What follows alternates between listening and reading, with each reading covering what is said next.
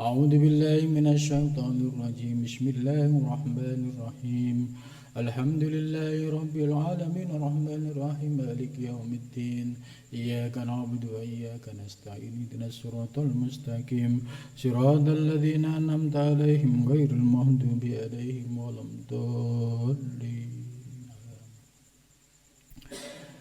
بسم الله الرحمن الرحيم Alhamdulillahilladzi allamani bi ulumil ulama'il muwahhidin wal muhaqqiqin wa arsadani ila tariqim mustaqim wassalatu wassalamu ala sayyidil wujud wal arwah nabiyyina Muhammadin sallallahu alaihi wasallam alladzi jaa'a bisyari'ah wa tariqah wal haqiqah wal ma'rifah wa ala alihi wa sahbihi ajma'in amma ba'du. Rabbi shrah li sadri wa yassir li amri wa hlul 'uqdatam min lisani yafqahu qawli. Subhanaka la ilma lana illa ma 'allamtana innaka antal alimul hakim. La haula wa la quwwata illa billahil aliyyil azim. Malam ini kita melanjutkan kajian kitab Al-Futuhat Al-Makkiyah, yaitu sampai pada bab yang kedua fi ma'rifati maratibil huruf wal harokah.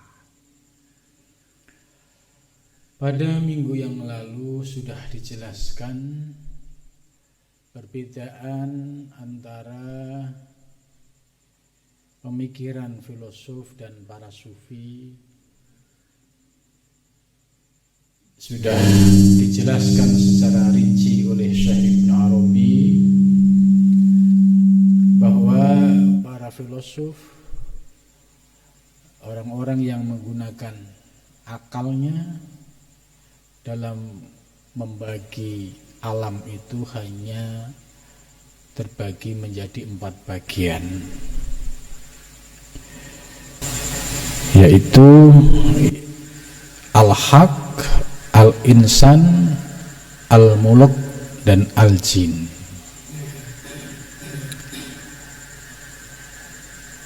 Al-haq, ya, al-insan, al-mulk, al-jin. Nah, kemudian oleh Syekh Ibn Arabi menjadi 6. Yang pertama al-haq, yang kedua insan, yang kedua al-jin, yang ketiga jin, yang keempat lil bahaim, yaitu untuk binatang, yang kelima lin nabat, yaitu tumbuh-tumbuhan, yang keenam lil jamad, yaitu untuk benda-benda mati, ya, seperti batu dan lain sebagainya yang ada di alam semesta. Itu merupakan sebagai tajalli wujud, ya, dari wujud yang satu menjadi yang banyak. Artinya, ya, Allah yang menciptakan segala sesuatu di alam semesta ini dari tidak ada menjadi ada.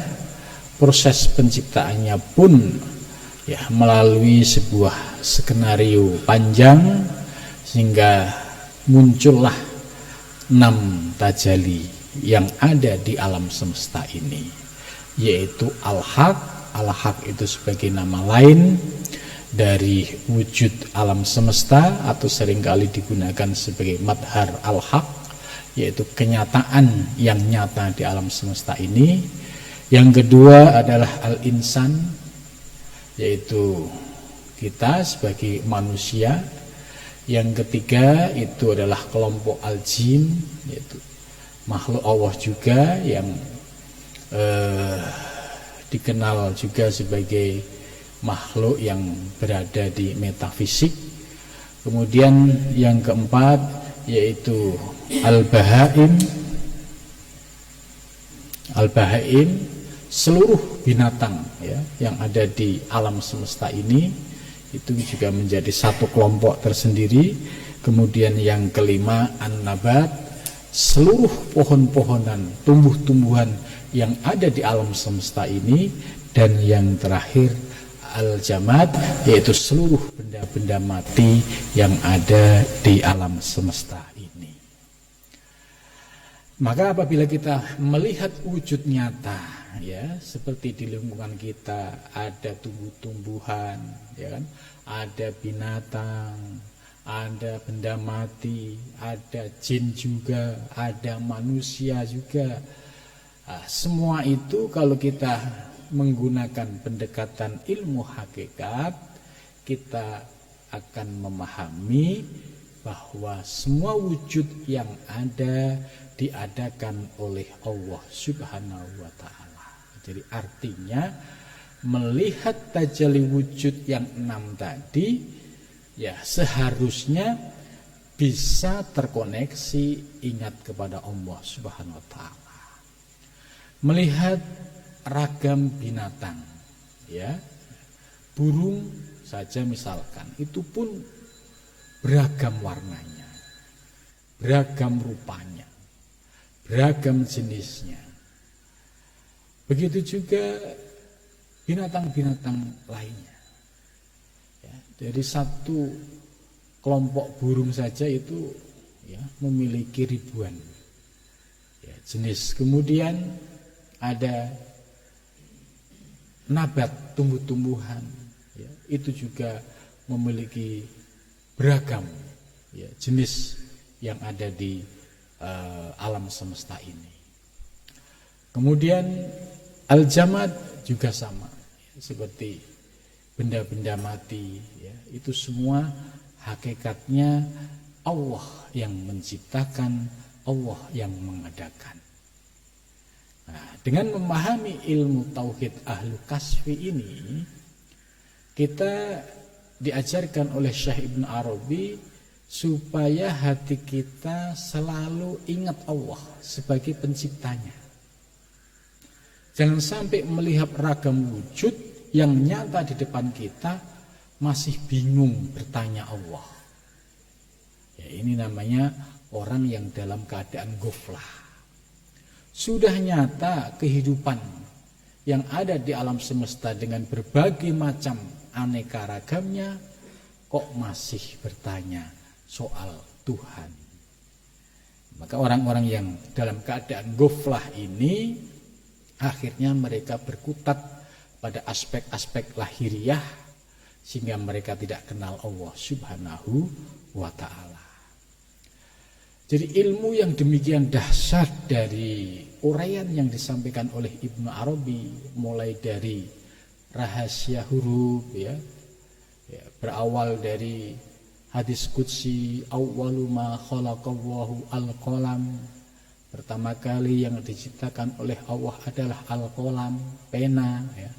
Pena di sini bukan bermakna pena, ya, sebagaimana alat tulis, tapi bermakna hakiki, yaitu kolam sebagai simbol tentang rencana Allah dalam mengatur skenario alam semesta, mulai dari nulis berupa titik yang pertama yang disebut nuqthah, kemudian berproses dari huruf demi huruf membentuk kata, membentuk kalimat, membentuk cerita, membentuk skenario grand design alam semesta ini. Gitu. Jadi awalnya dari kolam. Tapi sekali lagi dalam memahami kolam jangan dipahami secara fisik, yaitu pena yang biasa digunakan oleh kita, tapi bermakna hakiki bahwa kolam itu sebagai simbol, ya, mulai dari titik awal penciptaan alam semesta, dari nuqthah, kemudian nuqthah berproses menjadi huruf. Nah, terkadang itu huruf Syekh Ibn Arabi sudah menjelaskan secara detail, ya, 28 huruf hijaiyah. 28 huruf hijaiyah dibagi menjadi 4 bagian. Ada yang dikelompokkan menjadi bagian 7, ya, bagian 8, bagian 9, bagian 10. Kemudian setelah itu diurai lagi oleh Syekh Ibn Arabi berkaitan dengan planet-planet yang ada di alam semesta, termasuk ya galaksi Bima Sakti, ya Ibnu Arabi menjelaskan secara detail, kemudian mengerucut ya kepada pembagian yaitu hadratul ilahiyah, hadratul insaniyah, hadratul jin, dan hadratul malak. Setelah itu diurai lagi oleh Syekh Ibnu Arabi ya, terkait dengan proses penciptaan alam semesta yang dari huruf-huruf tadi ya itu membentuk satu unsur yang jumlahnya itu ada 4. Unsur burudah yaitu dingin, unsur haroroh itu panas, unsur rutubah itu basah, unsur yabisah itu kering. Dari 4 unsur ini diproses lagi, dijelaskan, diurai lagi menjadi pembentukan unsur air, api, angin, tanah. Contoh, Ibnu Arabi menjelaskan secara rinci bagaimana proses kejadian air. Ternyata air ini campuran dari unsur burudah dan unsur rutubah. Ya, kalau dalam bahasa biologi itu ya campuran dari oksigen dan hidrogen jadilah air. Jadi demikian dahsyatnya ilmu yang disampaikan oleh Ibnu Arabi sehingga menghasilkan ya aspek tentang seluk beluk ya unsur air, api, angin, tanah tadi kalau diteliti ya bisa menjadi ilmu biologi. Ada juga yang terkait dengan ilmu fisika, ilmu kimia. Karena proses zat-zat yang ada pada kimia dan fisika pun tidak lepas dari zat yang diciptakan oleh Allah Subhanahu wa ta'ala. Maka penjelasan yang begitu dahsyat ya sampai akhirnya Ibnu Arabi mengurai pada perwujudan yang nyata di depan kita ya. 6 yang terakhir itu supaya kita itu kita paham. Oh, ada wujudul haq, ada wujudul insan, ada wujudul jin, ada wujudul bahaim binatang, ada wujudul nabat, ada wujudul jamad. Itu semua ya dari Allah Subhanahu wa ta'ala. Itu sebagai proses tajalli dari wujud al-haq. Selanjutnya Ibnu Arabi ingin menekankan, jadi pembahasan-pembahasan yang begitu dahsyat tadi, wal ghurdu fi hadzal kitab. Wal ghurdu bermula tujuan fi hadzal kitabi di dalam kitab ini, idharu lam'in ya, yaitu menyatakan, yaitu sesuatu yang bersifat sekilas ya. Walawaihu isyaratin, dan juga hamparan isyarat, min asraril wujud, dari rahasia-rahasia wujud. Jadi bicara asrarul wujud ini luar biasa. Termasuk kalau kita bisa berpikir ya, secara utuh bahwa wujud segala bakteri ya, atau virus itu merupakan dari bagian berprosesnya satu wujud ke wujud yang lain. Munculnya virus corona itu kan bertemunya unsur satu dengan unsur yang lain. Corona kemudian berkembang ya, beragam lagi, muncul yang jenis baru lagi. Karena apa? Karena bertemu dengan unsur-unsur yang lain. Maka jika dilihat dari ilmu yang diurai oleh Ibnu Arabi, itu menjadi bagian dari min asrarin wujud, rahasia-rahasia ketuhanan yang ada di dalam wujud alam semesta ini. Maka bagi orang-orang yang memiliki basic ilmu hakikat ini, ya, ketika berbicara soal corona, pandangannya tetap bisa memandang kepada Allah Subhanahu wa Ta'ala. Karena corona hanya makhluk.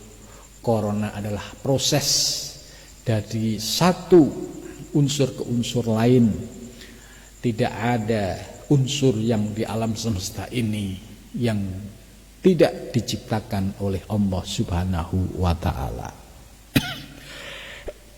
Maka kalau diurai dari min asraril wujud ini, ya, akan terungkap rahasia-rahasia ketuhanan di balik wujud di alam semesta ini. Maka ajaran Ibnu Arabi ini sebenarnya menyadarkan kita, mengembalikan, ya, kemajuan ilmu, sains dan teknologi yang sekarang ini sedang berkembang supaya dikembalikan kepada ilmu tauhid.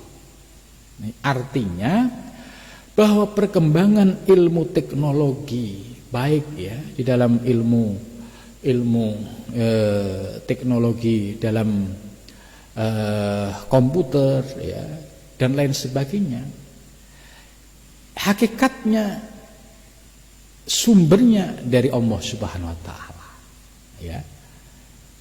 Orang bisa menemukan sebuah temuan tentang sebuah teknologi baru itu karena ada akal, dan akalnya ini bisa aktif, bisa bergerak, bisa hidup karena akalnya terkoneksi, ya, dengan ruh, dan ruh itu min amri Rabbi. Maka ketika muncul temuan-temuan baru dari akal manusia, yaitu hakikatnya sumbernya dari Allah Subhanahu wa Ta'ala, sekalipun munculnya itu, ya, dari akal orang yang tidak beriman, gitu. Maka bagi orang-orang yang sudah memahami ajaran Syekh Ibnu Arabi ini, maka secanggih apapun kemodernan tidak bisa lepas terserabut dari akarnya, yaitu akar yang sumbernya dari ilmu tauhid, di mana dalam memandang kemodernan ini tidak lepas dari Allah Subhanahu wa Ta'ala. Maka kalau kita memiliki dasar ilmu yang demikian, niscaya kita senantiasa mampu memandang ilmu Allah yang tak terbatas, ya, bukan terpesona dengan makhluknya, karena makhluk ini terbatas. Tapi ketika Allah memberikan ide, gagasan, sehingga muncul penemuan-penemuan baru, maka hakikatnya Allah sedang ingin menunjukkan, ya, tentang adanya proses kehidupan yang sedang terus berjalan dari sisi perkembangan ilmu-ilmu kemodernan ini. Inilah menariknya ajaran Ibnu Arabi ini, membekali kita supaya jangan kagum, jangan terpesona sebatas melihat hal-hal yang sifatnya lahiriah.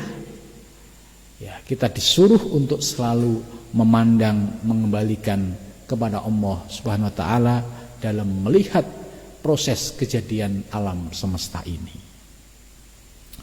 Sebab itu semua menjadi bagian dari min asraril wujud. Walau fatahna, andai kami membuka, ya, al-kalama, yaitu kalam, ala syarari hadil huruf, atas rahasia-rahasia huruf ini, gitu. Jadi Ibnu Arabi menyampaikan, andai kami bongkar, ya, sebuah kalam, yaitu untian-untian dari kalimat, ya, untuk membahas dari rahasia-rahasia huruf ini, wa ma taqtadhihi haqa'iquha, maka tidak akan mampu bisa memenuhinya, gitu. Jadi andai diurai semuanya, itu tidak akan mampu memenuhi, Ya buktinya Syekh Ibnu Arabi ini ya menulis Al-Futuhat Al-Makkiyah ya sampai 8 atau 9 jilid ini. Ini sebenarnya ya tidak mampu menampung keseluruhannya gitu. Jadi Ibnu Arabi wa ma taqtadiha haqaiquha. Lakalat yamin, niscaya akan keluh. Ya. Jadi hanya terpesona melihat ya hamparan ilmu Allah yang luas dan nyata di alam semesta ini. Ya, keluh lesannya. Wa khafiyal qalam, dan kolam pena itu pun juga tidak mampu mengurai. Wajafal madad, dan juga tinta ini akan mengering. Ya, tidak bisa menulis secara tuntas ilmu-ilmu yang menjadi rahasia Allah Subhanahu wa taala. Wa dhaqat al-qaratis, dan menjadi terbatas, sempit, yaitu al-qaratis. Qaratis itu jamaknya kertas. Ya. Jadi lembaran-lembaran kertas itu pun tidak mampu. Ya. Andai dalam zaman sekarang ya, ini istilahnya mau disimpan dalam bentuk hadis yang ya, bermega-mega ya, itu pun tidak akan mampu menampungnya. Wal alwah, dan juga lembaran-lembaran. Ya.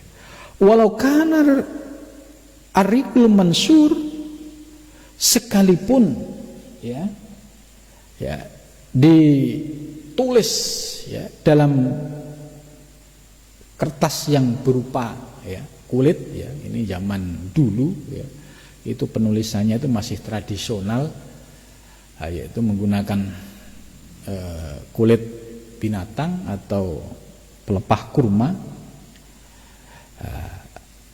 Fa innaha minal kalimah allati qala Allahu ta'ala fiha, maka sesungguhnya yang demikian itu bagian dari kalimat-kalimat yang telah Allah firmankan di dalamnya. Jadi Ibnu Arabi menyampaikan bahwa kalau orang yang sudah difutuh oleh Allah sebagaimana Ibnu Arabi itu mengarang tentang buku Al-Futuhat Al-Makkiyah ini yang 8 jilid, ini sebenarnya ya belum apa-apa gitu. Karena kalau diurai semuanya itu bisa tak terbatas lagi. Ini kalau orang yang difutuh ilmunya oleh Allah, artinya hatinya terkoneksi dengan sumber ilmu. Ya, kalau terkoneksi dengan sumber ilmu ya ilmunya tak terbatas. Ya. Kalau ilmunya mahasiswa S1, S2, S3 itu masih bisa terbaca. S1 ya, kalau kita lihat misalkan nulis skripsi ya, paling berapa referensi? Bolehlah misalkan 50 atau 100. Baru 100 buku. S2 naik menjadi 150. S3 bisa 200, 250 sampai 300. Ini belum ada apa-apanya. Gitu. Maka hasil dari keilmuan yang berbasis akademik dibandingkan dengan keilmuan yang berbasis spiritual itu sangat jauh sekali, bagikan bumi dan langit. Ya, ini kalau melihat penjelasan Syekh Ibnu Arabi. Jadi orang yang sudah kefutuh, orang yang sudah mendapatkan anugerah dari Allah Subhanahu wa taala, terkoneksi dengan sumber ilmu ya. Kalau kita ini hamba punya ilmu, kemudian ilmu kita itu terkoneksi dengan Al-Alim.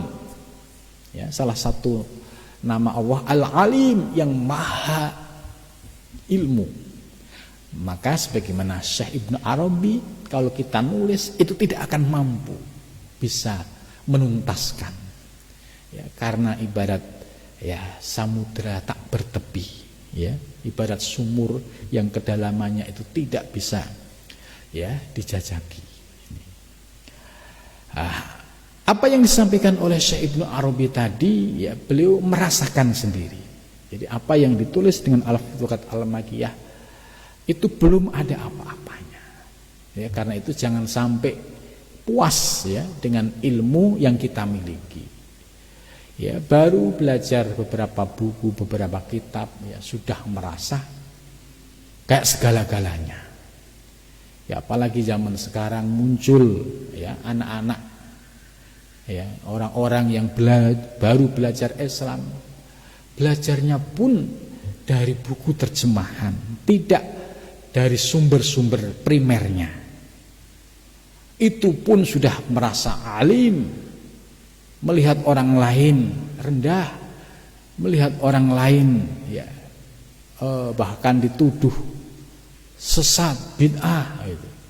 Padahal dia baru belajar ya Al-Quran terjemahan, ditambah ya postingan-postingan di WA maupun di YouTube, itu pun sudah merasa alim. Nah, ini namanya ya salah kaprah, ya, harus disadarkan. Jadi ilmu itu kalau sudah difutuh oleh Allah, itu tidak akan mampu. Tinta untuk menulis, ya, misalkan laptop untuk ngetik, ya, itu bisa berganti berlaptop, ya, karena tidak akan mampu menulis secara utuh, ya, karena tak terbatasnya ilmu Allah Subhanahu Wa Taala.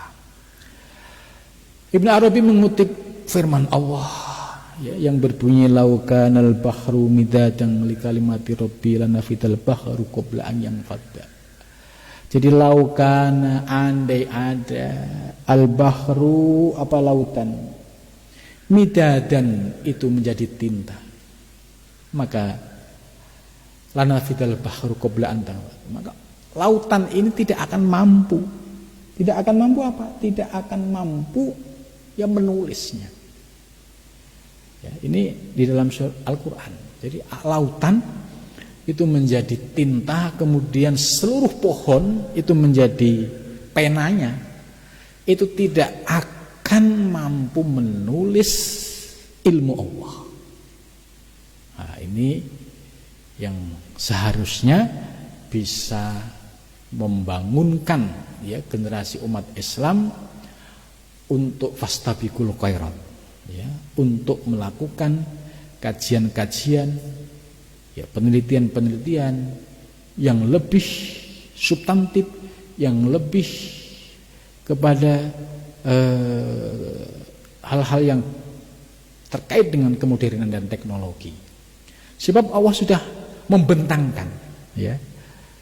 Andai kita bisa menemukan berbagai macam penemuan baru, itu pun belum ada apa-apanya. Jadi masih terbuka sangat lebar, ya, untuk bisa menemukan ya temuan-temuan terkait dengan perkembangan teknologi, ya, perkembangan kemajuan zaman ini. Ini surat Al-Kahfi ayat 109. Kemudian ayat berikutnya yaitu surat Luqman ayat 28. Walau annama fil ardi min syajaratin aqlamun wal bahru yamudduhu min ba'dihi syab'atu abhurin ma nafidat kalimatullah. Ya. Andai ya seluruh pohon-pohon yang ada di bumi ya itu menjadi tinta, menjadi pena. Di seluruh pohon sajar, pohon di bumi menjadi pena. Wal bahru yamudhu min ba'di sab'atu, sedangkan terhampar 7 lautan itu dijadikan sebagai tinta. Ma nafidat kalimatullah, maka tidak akan habis kalimat Allah, tidak akan habis ilmunya Allah Subhanahu wa ta'ala. Maka apabila kita menyadari begitu dahsyatnya, begitu luasnya ilmu Allah Subhanahu wa ta'ala, ya, kita akan terasa nampak kebodohan kita. kita akan merasa kurang dan terus belajar dan belajar, tidak pernah berhenti untuk belajar.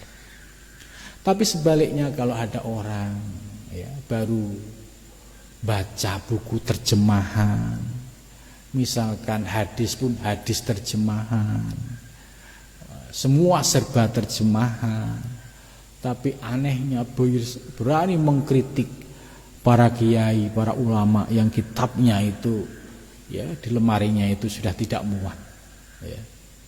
Ini artinya orang yang tidak memiliki kesadaran bahwa ilmunya ini belum apa-apa. Tapi karena tidak dibimbing dengan baik, muncul ujub, heran diri.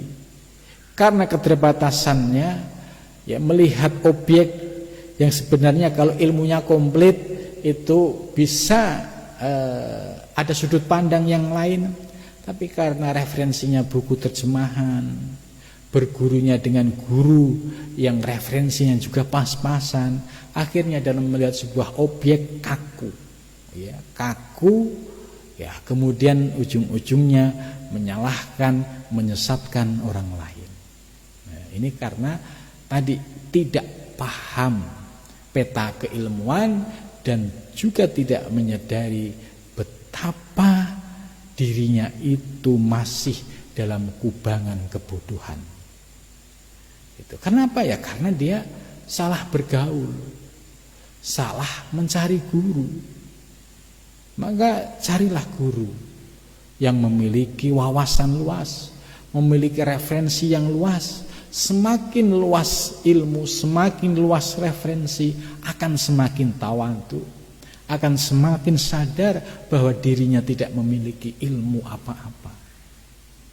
Jangan sampai gak mau belajar, kemudian gak mau baca buku, baca kitab, kemudian beralasan bahwa ilmu semua milik Allah, terus tidak dibarengi dengan usaha ikhtiar.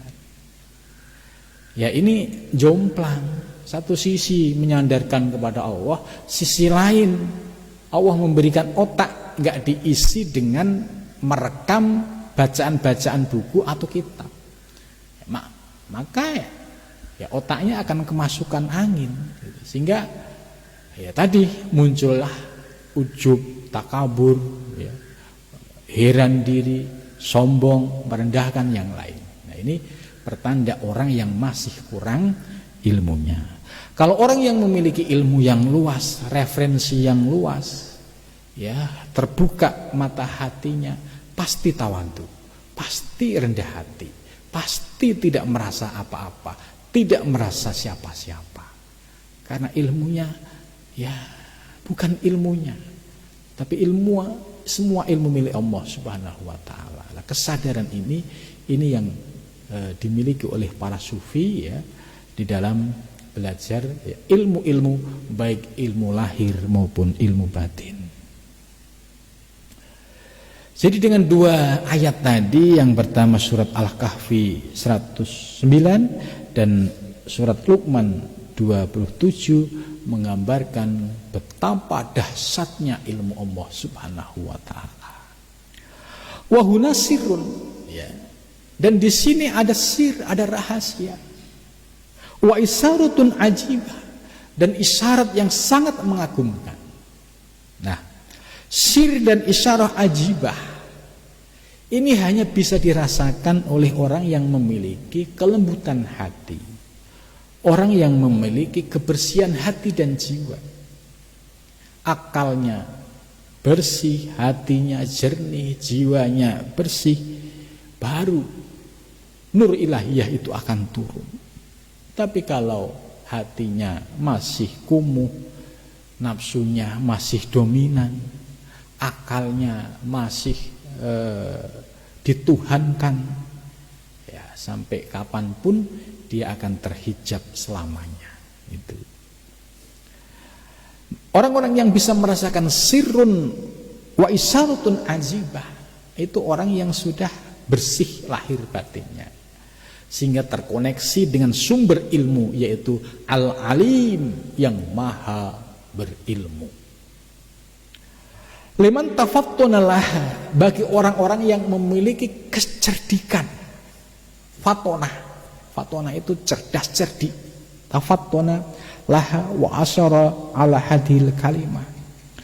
Falau kanat hadhil ulum natijah, andai ilmu-ilmu yang bersifat sir dan isyarah ajibah ini sebagai sebuah natijah, hasil min fikrin, dari olah pikir, olah akal, wanadurin, dan analisis, ya, lanah suruh al insan fi akrabi mudad, maka ya kami tidak akan membatasi ya al insan pada manusia dalam mendekatkan ya pada satu masa. Walakinnaha mawaridul haq, ya. Jadi kalau ada orang yang memiliki kecerdasan, memiliki wawasan yang luas, ilmu batiniah yang luas, itu jangan dipandang, dianggap sebagai itu hasil kerja kerasnya, hasil dari olah pikirnya. Tapi sesungguhnya apa yang dia rasakan, dia peroleh itu sebagai mawaridul haq, yaitu anugerah dari al-haq, dari Allah Subhanahu wa taala. Tatawalla ala qalbil abdi, ya, yang terus berproses mengaliri hati seorang hamba, wa arwahihi al-bararah, dan ruhnya yang suci, tanzilu alaihim min alabil ghaibihi, turun dari aspek alam, dari sisi alam gaibnya, bi rahmati, dan mendapatkan rahmat Allah Subhanahu wa taala. Allati min indihi, yaitu yang berawal, yang bersumber dari sisinya, wa ilmihi, dan ilmunya, alladzi min ladunhu, yang sumbernya dari sisi Allah Subhanahu wa taala, atau yang disebut dengan ilmu ladun. Jadi orang yang memperoleh ilmu laduni itu ya orang yang senantiasa melakukan sebuah proses, ya, proses lahir batin, lahiriahnya ya belajar, batiniahnya ya riyadhah, ya, kemudian sampai akhirnya Allah menurunkan ilmu yang disebut dengan laduni. Tapi kalau belajar males, riyadhah males, tapi pengennya ilmu laduni, ini ya sama saja orang pengen kaya males kerja keras, orang pengen sukses tapi ya tidak mau berusaha keras, gitu. Wal haqqu ta'ala wahabun, ya, sementara al-haq yaitu Allah Subhanahu wa taala itu wahabun, memiliki sifat wahab, pemberi, al-dawam, atas kelanggengan selamanya, fayyadun alal istimrar, dan Allah juga senantiasa melimpahkan secara terus menerus, wal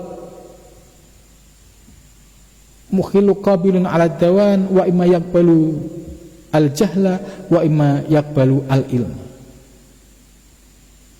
Wal mahalu qabilun, ya, tempat itu menerima, maksudnya ya seseorang itu memiliki potensi yang sama untuk menerima sebuah ilmu, ya. Namun fa imma yaqbalu al jahla, tapi ada kalanya ya dia tidak mau belajar yang sungguh-sungguh, ya, akhirnya bodoh. Jadi bodoh itu sesungguhnya dia nggak mau belajar saja, nggak mau menambah ilmu, nggak mau baca kitab, nggak mau ngaji, gitu. Itu yang menyebabkan dia bodoh. Coba kalau dia rajin baca buku, rajin ngaji, ya walaupun ngaji kuping, ya, itu tidak apa-apa karena bisa menambah wawasan ilmu. Maka kalau dia semakin bertambah ilmunya, semakin berkurang bodohnya. Tapi kalau dia tidak mau ngaji, tidak mau belajar, tidak mau baca, ya sudah, baqiyal jahlu, kebodohan ya akan melekat sampai kapanpun, gitu. Wa imma yaqbalu ilma, dan ada caranya menerima ilmu, ya, menerima ilmu bagi yang mau berusaha, ya. Contoh pengen bisa baca kitab kuning, ya, mulai dari ngapalin sorof, dari bentuk sulasi mujarot, ya, sampai mazid, ya, mulai dari rubai, khumasi sampai sudasi, ya, tambah ngaji ilmu alatnya dari jurumiyah, imriti, alfiyah, terus setelah itu praktek, ya, dikit demi sedikit mencari pola-pola kalimat, mana mubtada, mana khobar, mana fi'il, mana fa'il, mana maf'ul. Ya, ketika ini dilakukan secara terus-menerus, istiqomah, maka lambat laun akhirnya terbuka. Baca kitab kosong, oh mulai ngerti.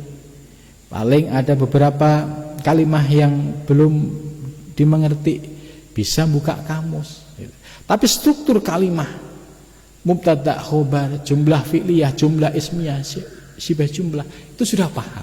Ini artinya orang yang mau berusaha keras untuk mendapatkan ilmu. Itu maka wa imma yakbalu al ilma.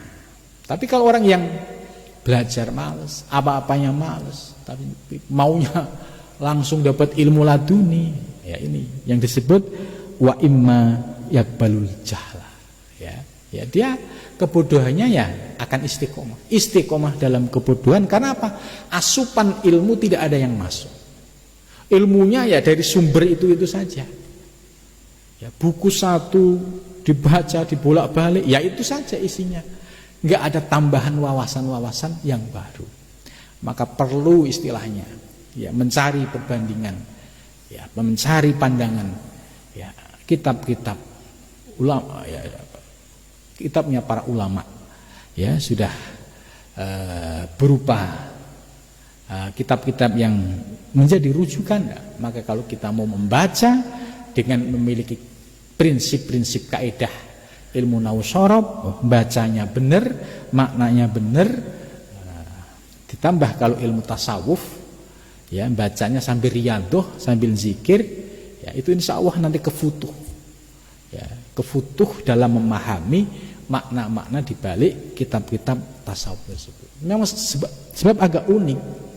Kitab tasawuf ini ya berbeda ya dengan kitab umumnya. Kalau fikih misalkan kita sudah ngerti mubtada khobar, ya jumlah fi'liyah ismiyah, strukturnya sudah paham, ya kosakata sudah menguasai, gampang dicerna.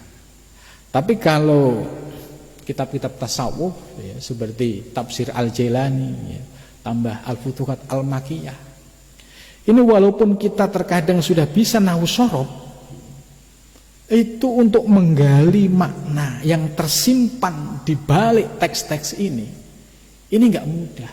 Maka diperlukan riyadhah mujahadah, diperlukan zikir istiqomah. Kenapa? Untuk membersihkan kotoran-kotoran batin ini, supaya setelah batin ini bersih kemudian kefutuh, kebuka, sehingga ketika membaca teks itu langsung terkoneksi, oh ujuk-ujuk ya bisa mengurai ilmu dengan ya, bimbingan Allah Subhanahu wa taala. Nah, ini terkait dengan ilmu-ilmu asrar, ya. Jadi tidak bisa kalau kita tidak mau ya bekerja keras di dalam mencari ilmu. Jadi lelahnya belajar ilmu itu akan terasa nikmat kalau kita sudah diberikan pemahaman. Setelah kita paham akan terasa nikmat lagi kalau ilmu itu kita amalkan. Nah ini yang istimewa, ya. Mudah-mudahan kita termasuk diberikan anugerah ilmu lahir dan batin, dan juga diberikan anugerah bisa mengamalkan ilmu. Kemudian selanjutnya Syekh Ibnu Arabi juga menjelaskan, mengutip hadis Rasulullah SAW, waqul, ya, fi amri sallallahu alaihi wasallam. Oh ini ayat Al-Quran, ya. Waqul, dan katakanlah wahai Muhammad, Rabbi zidni ilman, Rabbi wahai Tuhanku, zidni tambahilah aku ilman, ilmu. Jadi selalu memohon kepada Allah ditambahin ilmunya. Jadi memohon kepada Allah diberikan tambahan ilmu. Lah, Allah memberikan tambahan ilmu ini bukan berarti ujuk-ujuk terus paham, itu tidak. Melalui proses belajar, melalui proses ngaji, melalui proses membaca buku gitu. Jadi waqul rabbi zidni ilman itu doa ya yang kita panjatkan kepada Allah. Tapi Allah dalam memberikan ilmu itu nggak langsung. Wah, kalau begitu enak dong. Nggak usah belajar, nggak usah ngaji, ilmu aja menguasai. Ya, Allah sudah menetapkan yang melalui sebuah proses usaha dan ikhtiar tadi. Pengen pinter ya harus mau bersusah payah belajar. Tapi kalau mau istiqomah dalam kebodohan ya sudah cukup. Ya, tidak belajar, tidak membaca, ya maka otak yang diberikan oleh Allah ini tidak ada isinya. Nah, gampang. Kalau otak nggak ada ilmunya, nggak ada isinya, maka yang keluar pun ya itu aja. Gitu. Nggak ada hal-hal baru yang akan muncul dari lesannya. Dah itu saja. Mudah-mudahan kita senantiasa diberikan anugerah Allah dapat memahami ilmu yang ada di dalam kitab Al-Futuhat Al-Makkiyah dan mudah-mudahan diberikan bisa mengamalkan. Amin ya rabbal alamin. Sampai di sini saja kita lanjut kitab Ad-Durrun Nafis.